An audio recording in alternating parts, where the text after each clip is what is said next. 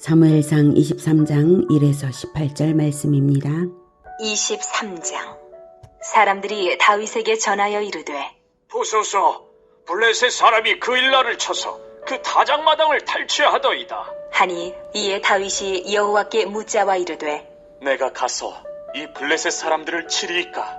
여호와께서 다윗에게 이르시되, 가서 블레셋 사람들을 치고 그일라를 구원하라. 하시니 다윗의 사람들이 그에게 이르되, 보소서, 우리가 유다에 있기도 두렵거든. 하물며 그일라에 가서 블레셋 사람들의 군대를 치는 일이리이까? 한지라. 다윗이 여호와께 다시 묻자온대 여호와께서 대답하여 이르시되, 일어나 그일라로 내려가라. 내가 블레셋 사람들을 내 손에 넘기리라. 하신지라. 다윗과 그의 사람들이 그일라로 가서 블레셋 사람들과 싸워 그들을 크게 쳐서 죽이고 그들의 가축을 끌어오니라. 다윗이 이와 같이 그일라 주민을 구원하니라. 아히멜렉의 아들 아비아달이 그일라 다윗에게로 도망할 때에 손에 에봇을 가지고 내려왔더라. 사랑하는 형제 여러분, 3월 24일 목요일 새벽 묵상에 오신 것을 환영합니다. 22장에서는 아둘람 굴에 도피 중인 다윗에게로 사울의 학정을 피해서 다윗의 부모와 400명이 모인 것과 그리고 그들을 데리고 모압 왕에게 피하였으나 이내 선지자 갓의 말을 듣고는 유다의 헤렛 수풀로 다시 돌아온 다윗의 순종의 모습이 있었습니다. 사울은 다윗을 도왔다는 이유로 무고한 아히멜렉과 85명의 제사장들을 도액으로 하여금 학살하게 하고 제사장 아비아달은 학살을 피해 다윗에게로 왔습니다. 이로써 400명의 군대와 제사장과 선지자가 함께한 왕적 존재로서 다윗은 사울의 박해 속에서 오히려 성장하고 있었습니다.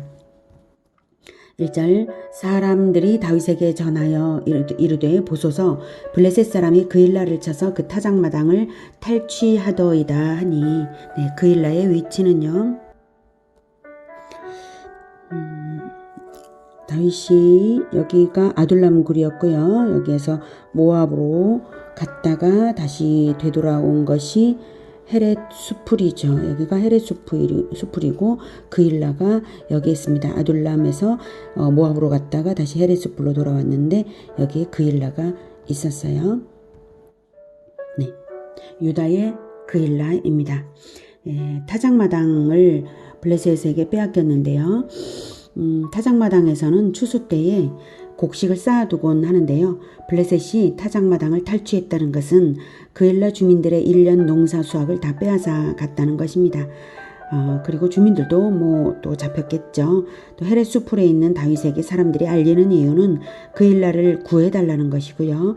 사울의 군대가 백성을 보호하고 있지 못하고 있었기 때문입니다. 2절 이에 다윗이 여호와께 묻자와 이르되 내가 가서 이 블레셋 사람들을 치리이까? 여호와께서 다윗에게 이르시되 가서 블레셋 사람들을 치고 그일라를 구원하라 하시니 다윗은 사울을 피해 도주하던 초기 때와는 달리 먼저 여호와께 여쭈는 성숙함을 보이고 있습니다. 하나님의 응답은 그일라를 구원하라는 것이고요.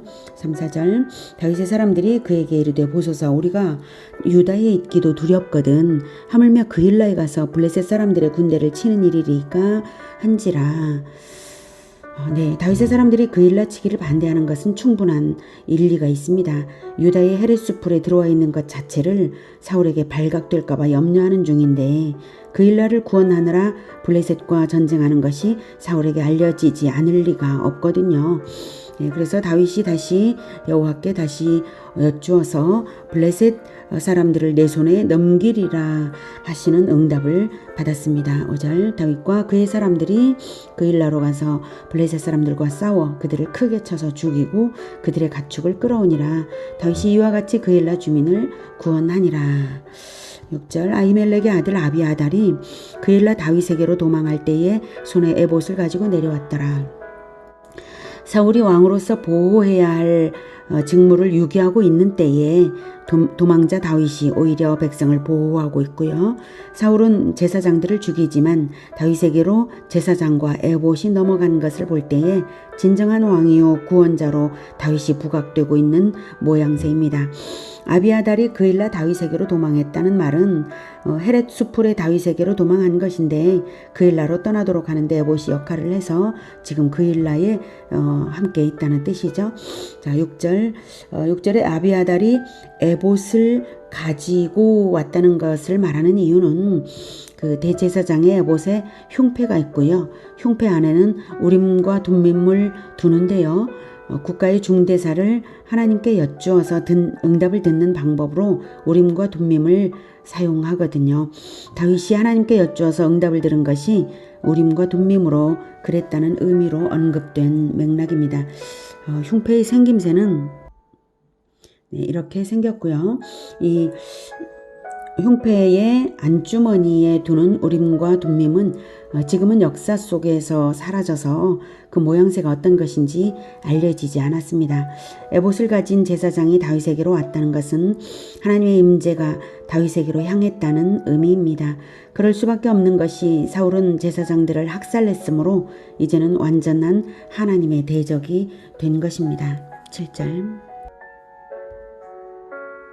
다윗이 그일라에 온 것을 어떤 사람이 사울에게 알림해 사울이 이르되 하나님이 그를 내 손에 넘기셨도다. 그가 문과 문 빗장이 있는 성읍에 들어갔으니 갇혔도다. 사울이 모든 백성을 군사로 불러 모으고 그일라로 내려가서 다윗과 그의 사람들을 애워싸려 하더니 사울의 판단이 어떻게 보이십니까?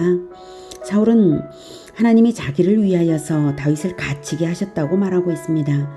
하나님의 제사장들 85명과 아히멜렉 대제사장을 학살한 자가 말입니다.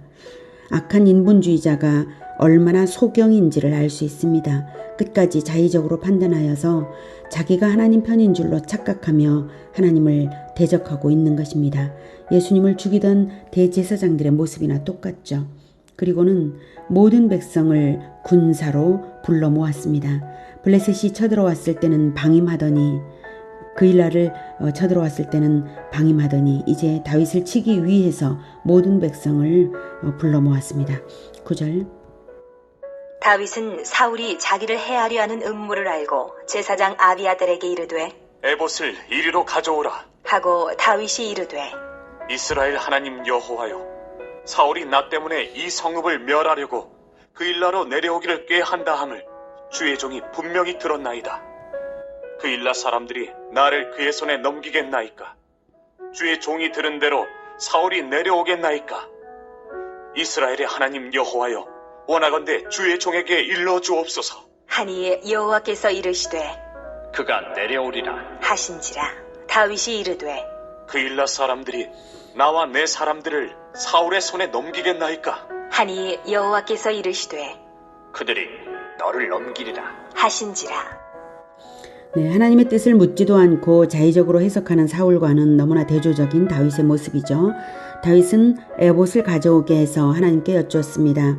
즉 우림과 둠밈을 으로 물었던 것입니다. 두 가지 질문이어서 우림과 둠밈은 두 번 사용해서 대답을 들었을 것입니다. 먼저는 그가 내려오리라. 둘째 대답은 그들이 즉 그일라 사람들이 너를 넘기리라는 것입니다. 그일라 사람들이 자기들을 구해준 다윗을 이렇게 배반할 수가 있을까요? 알 수 없지만 만약 그렇다면 그럴 수 있는 이유는 사울이 제사장 85명을 학살한 것이 모든 백성들을 떨게 했을 것이기 때문에 그럴 가능성이 있습니다. 인간들이 연약하잖아요. 어쩌겠어요. 다윗이 피해야지. 그일라 주민들이 다윗을 보호해 줄 수는 없는 일이고요. 그일라와 사울 간의 전쟁이 나게 할 수도 없는 일이죠. 13절 다윗과 그의 사람 600명가량이 일어나 그일라를 떠나서 갈 수 있는 곳으로 갔더니 다윗이 그일라에서 피한 것을 어떤 사람이 사울에게 말하매 사울이 가기를 그치니라. 다윗은 다시 도피합니다. 군사가 200명 늘었네요. 사울의 학정이 그만큼 백성들의 민심을 이반시키고 있기 때문입니다. 14절 다윗이 광야의 요새에도 있었고 또 십광야 산골에도 머물렀으므로 사울이 매일 찾되 하나님이 그를 그의 손에 넘기지 아니하시니라. 하나님의 사람은 비록 도피 생활이 고달프기는 했겠지만 하나님의 도우심으로 도망자 신세일지라도 안전한 것을, 하나님의 도우심으로 안전한 것을 알 수가 있습니다. 하나님께서 넘기지 아니하시면 결코 하나님의 대적이 어떻게 해칠 수 없는 것입니다. 15절. 다윗이 사울이 자기의 생명을 빼앗으려고 나온 것을 보았으므로 그가 십광야 수풀에 있었더니 사울의 아들 요나단이 일어나 수풀에 들어가서 다윗에게 이르러 그에게 하나님을 힘입게 의지하게 하였는데 곧 요나단이 그에게 이르기를 두려워하지 말라. 내 아버지 사울의 손이 내게 미치지 못할 것이요. 너는 이스라엘 왕이 되고 나는 내 다음이 될 것을 내 아버지 사울도 안다. 하니라. 두 사람이 여호와 앞에서 언약하고 다윗은 수풀에 머물고 요나단은 자기 집으로 돌아가니라. 요나단이 찾아왔는데요. 그의 말이 놀랍습니다. 너는 이스라엘 왕이 되고 나는 내 다음이 될 것을 내 아버지 사울도 안다. 예. 요나단이 찾아온 목적은 다윗으로 하여금 두려움 없이 하나님을 힘있게 의지하게 하려는 것이었습니다. 참으로 충직한 신앙이고 아름다운 우정이 아닐 수 없습니다. 전혀 아무런 욕심도 사심도 없이 오직 하나님의 뜻에 순종되고 자기 생명처럼 다윗을 사랑하는 이 모습은 예수님의 충성과 사랑을 떠올려 줍니다. 아니, 자기 생명보다 더 다윗을 사랑했죠. 사실 요나단이 다윗을 이렇게 찾아온 것을 아버지 사울이 알면 요나단을 죽일 것이기 때문입니다. 나는 네 다음이 될 것이다. 이 말은 다윗으로 하여금 미안하지 않고 안심하도록 하는 말일 것이지 무슨 근거가 있어서 하는 말은 아닙니다. 두 사람의 언약은 서로에 대한 신의를 저버리지 않는 것일 것이며 요나단의 부탁, 즉 다윗이 왕이 된 후에 요나단의 후손을 보호해달라는 그 부탁을 과거에도 했었죠. 바로 그 언약입니다. 그리고 이 만남은 그들의 마지막 만남이 되었습니다. 훗날 요나단은 블레셋과의 전투에서 전사했기 때문입니다. 참으로 사울 왕과는 전혀 다르고 너무나 대조적인 아들 요나단입니다. 다윗과 요나단이야말로 하나님의 아들들이며 사울이야말로 마귀의 자식인 모습을 본장은 보여주고 있습니다. 그것이 바로 신본주의와 인본주의의 차이입니다. 인본주의적인 자의성을 신속히 버리지 않으면 급기야는 영적 소경이 되어서 하나님이 자기 편이라고 착각하며 마귀의 길, 멸망의 길을 간다는 것을 기억합시다. 자의적인 생각에 의존하지 말고 하나님께 여쭈어 인생길을 걸어가는 우리 모두가 되기를 바랍니다. 또한 어떤 상황에서든지 두려움 없이 하나님께 의지하여 하나님의 뜻대로 순종하여서 자기를 내어드리면서 사랑하는 아름다운 사람들이 되기를 우리 모두를 위하여 축복합니다. 기도하겠습니다. 하나님, 우리가 인생사 걸어가는데 자의적으로 판단하는 일이 많이 있습니다. 주님, 우리의 연약함을 용서해 주시고 불쌍히 여겨 주시며 이제 앞으로는 더욱 하나님만 의지하며 살아갈 수 있도록 주님 우리의 마음을 붙들어 주시옵소서. 늘 습관적으로 주 하나님을 불러 여쭤볼 수 있도록 우리를 붙들어 주시고 늘 주님의 말씀에 주님의 뜻에 순종하도록 우리를 성령으로 충만케 하여 주시옵소서. 그리고 또한 하나님의 뜻에 순종할 뿐만 아니라 이웃을 사랑하고 하나님의 사람들을 사랑하기를 내 생명보다 더욱 사랑할 수 있도록 주님 도와주시어서 아름다운 사랑의 사람들이 될 수 있게 하여 주시옵소서. 예수 그리스도 이름으로 기도드립니다. 아멘. 이어지는 시간은 개인 기도 시간입니다.